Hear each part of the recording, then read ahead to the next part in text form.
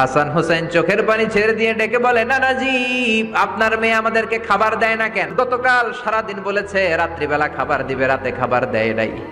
আমাদেরকে বলেছে তোমরা ঘুমিয়ে যাও, আমি রান্না করি সকালে দিব। ঘুমায় গেলাম, সকালবেলায় খাবার চাইলাম, আপনার মেয়ে ফাতেমা তখন আমাদেরকে খাবার দেয় না। দাদা, আমরা ছোট্ট দুইটা মানুষ ক্ষুধার জ্বালায় বেহুশ হয়ে যাই, আর সহ্য করতে পারি না, আপনার মেয়ে খাবার দেয় না। দুপুর হয়ে গেল, দুইজনে কান্নাকাটি করি, আপনার মেয়ে এখন পর্যন্ত আমাদেরকে খাবার দেয় নাই। আমরা দুজন তো আর সহ্য করতে পারি না, কেন আপনার মেয়ে আমাদের সাথে এমন করে? আপনার কাছে বিচার দিলাম, আপনি বিচার করেন। বিশ্বনবী আর কি বিচার করবেন? ডেকে বললেন, হাসান রে কাছে আয়। বিশ্বনবী শাম দেশের জুব্বা পড়তেন, শাম দেশের জুব্বাটা উপরের দিকে উঠালেন, হাসান রে দেখালেন, এই তো দেখ তোর নানার পেটের মধ্যে 3টা পাথর বাঁধা। একদিন না খেয়ে থাকার কারণে তোদের পেটে এত জ্বালা, এত কষ্ট।